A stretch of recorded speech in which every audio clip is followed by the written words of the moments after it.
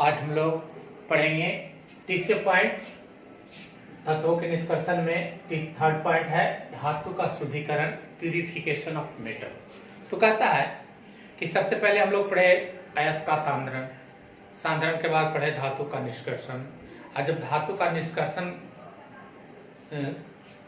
के बारे में जाने कि कौन कौन से विधि का उपयोग होगा, उसके बाद निष्कर्षण के बाद उसमें कुछ न कुछ अशुद्धियां मौजूद रह जाती है, वह 100% शुद्धतम प्राप्त नहीं होता है।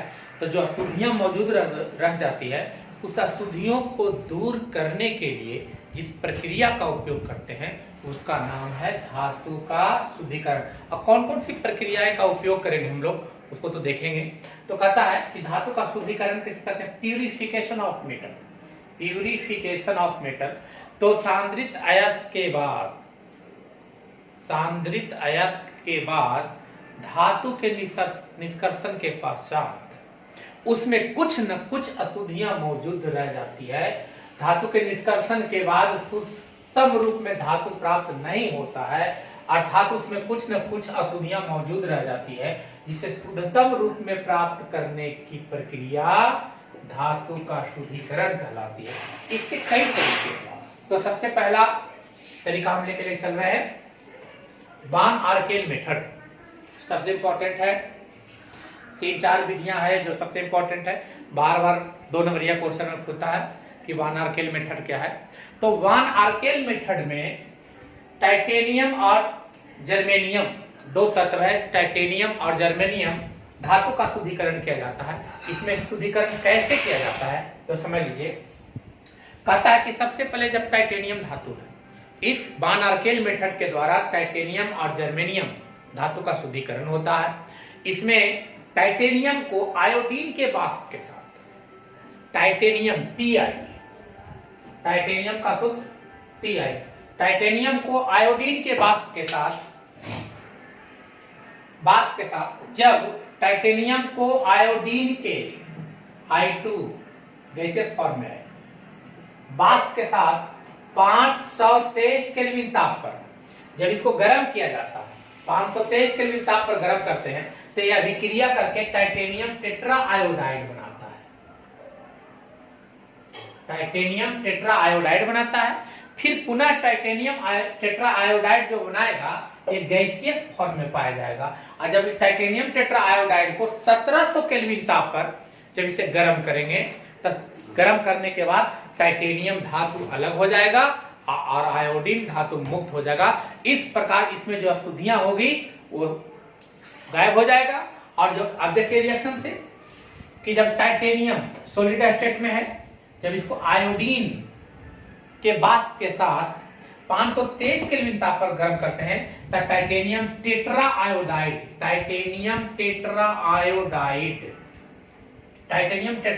जो गैसियस फॉर्म में बनेगा।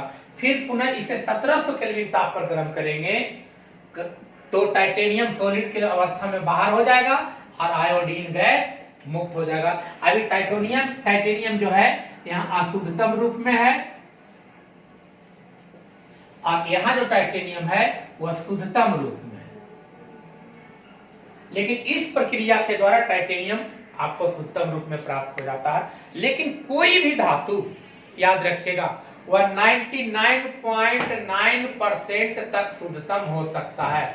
कोई भी धातु 100% शुद्धतम प्राप्त नहीं होता है।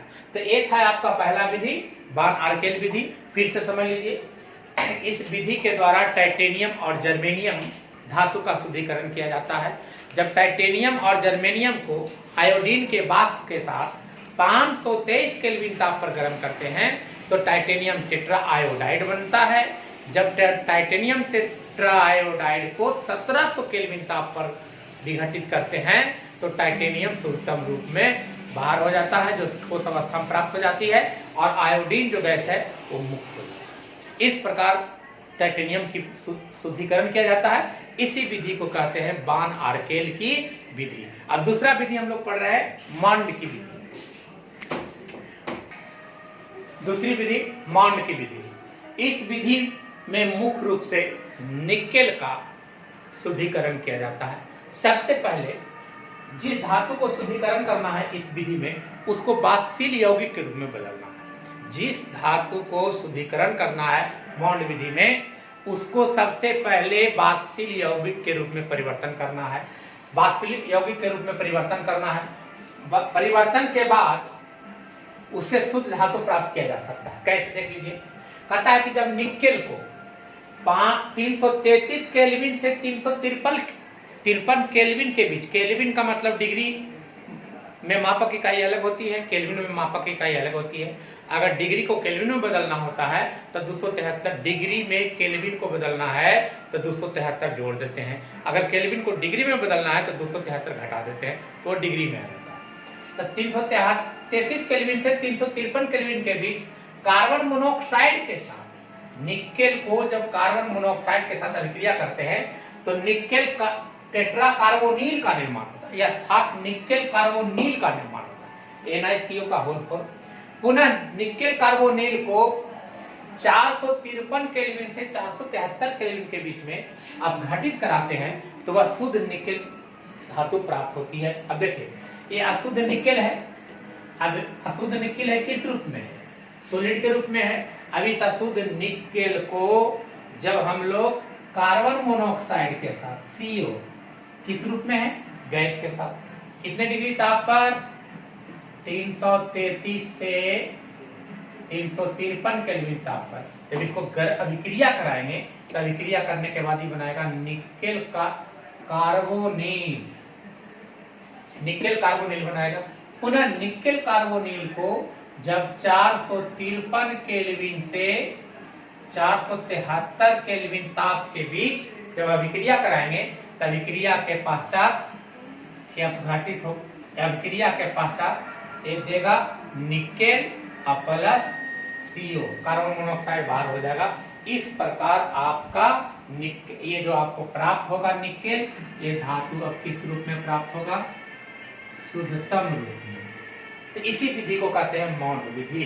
तो आपका ये सेकंड प्रोसेस था धातु का शुद्धिकरण का। अब हम लोग धातु के शुद्धिकरण का तीसरी विधि पढ़ेंगे, वैद्युत अपघटन विधि। थर्ड प्रोसेस देख लीजिए।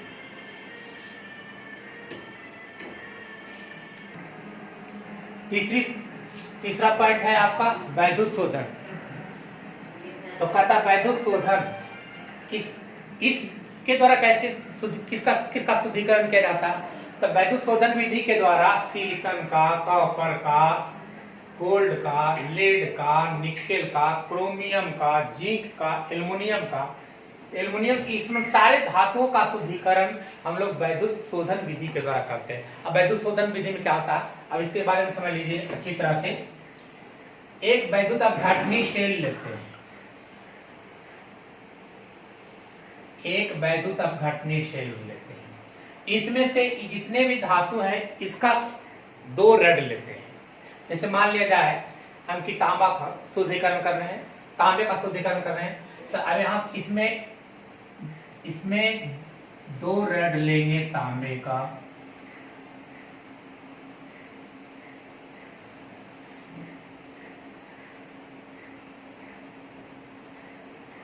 देखिए इंडिकेट हम किए हैं। ये आपका एनोड है जो अशुद्ध तांबा है, ये आपका कैथोड है और ये शुद्ध तांबा है। ये एनोड का कार्य करेगा अशुद्ध तांबा, इसमें अशुद्धियां हैं, ये शुद्धतम रूप में है। अब इसको क्या करते हैं, इसमें ये दोनों को एक वैद्युत अपघट्ट में डाल देते हैं।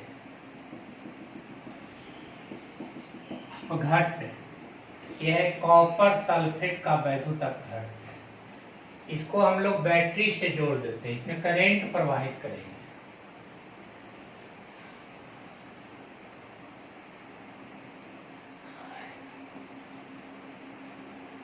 बैटरी से जोड़ दिया। जैसे विद्युत धारा प्रवाहित करेंगे तो ये जो विद्युत धारा प्रवाहित करने के बाद जो अशुद्ध तांबा है इसमें से अशुद्धियां हैं, वो क्या होगा कि यहाँ से निकल करके एक वैद्युत अपघट में आकर के बाहर हो जाएगा और ये जो शुद्ध तांबा है वो कैथोड पर जाकर के एकत्रित हो जाएगा। इसी प्रकार अशुद्ध धातु में जितने भी आपके अशुद्धियां था वह विलयन में आकर के जमा हो जाएगा। ये विलयन में मिलेगा नहीं, यह विलयन में आकर जमा होगा। इसी अशुद्धियां को कहते हैं एनोड मड। Anode mud. इस प्रकार सिलिकॉन, तांबा, gold, lead, nickel, chromium, zinc, aluminium किसी भी धातु का शुद्धिकरण विद्युत धारा को प्रवाह करके प्राप्त किया जाता है। अब समझ लीजिए फिर से, एक आपका वैद्युत अपघट, एक पात्र है वैद्युत अपघटनी शेल है, इसमें हम लोग अपघट के रूप में कॉपर सल्फेट ले लिए हैं। इसमें तांबा का 2 रड लिए हैं, एक अशुद्ध रड है और एक शुद्धतम रड है। जो अशुद्ध रड है वो एनोड का कार्य कर रही है और जो शुद्ध रड है वो कैथोड का कार्य कर रही है। इसे हम लोग कुछ विभवांतर की बैटरी से जोड़ दिए।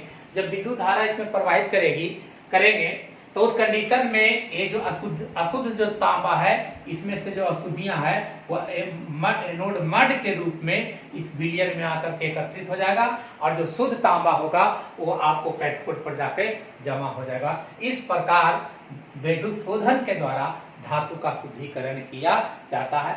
ये जो एनोड मड है ये विलयन में मिलेगा नहीं, याद रखिएगा। एनोड मड विलयन में नहीं मिलेगा, घुलता नहीं है, वे एनोड के नीचे पेंदी में बैठ जाता है, जिसे हम लोग कहते हैं एनोड मड कहते हैं। इस प्रकार प्राप्त तांबा वो 99.9% शुद्धतम तांबा के रूप में हमें प्राप्त होगा। इस प्रकार धातु का जो शुद्धिकरण था, धातु का शुद्धिकरण टॉपिक था, वो शुद्धिकरण टॉपिक आपका समाप्त हो गया। यानी सांद्रण, निष्कर्षण और शुद्धिकरण जो पॉइंट थे हमारे इसका वो सारे के सारे समाप्त हो गए। अब हम लोग को 4 धातु का निष्कर्षण पढ़ना है, एल्युमिनियम का, तांबा का, लोहा का, जिंक का। अब हम लोग एक एक करके सबसे पहले हम लोग अब लेके चलेंगे एल्युमिनियम।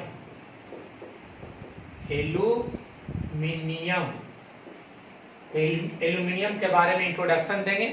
इंट्रोडक्शन के बाद इसका सारा हिस्ट्री होगी, इसके कौन कौन से प्रमुख अयस्क हैं, एल्युमिनियम के निष्कर्षण। अब अगले वीडियो में हम लोग एल्युमिनियम का निष्कर्षण, तांबे का निष्कर्षण, चारों का निष्कर्षण एक ही वीडियो में डालने का प्रयास करेंगे। अब इस प्रकार आपका ये निष्कर्षण जो टॉपिक है वो चारों निष्कर्षण के बाद टॉपिक समाप्त हो जाएगा। फिर हम लोग अब पी ब्लॉक में चलेंगे। तो अगले तब तक के लिए यहीं तक, धन्यवाद। अब हम लोग अगले वीडियो में एल्युमिनियम का निष्कर्षण करेंगे।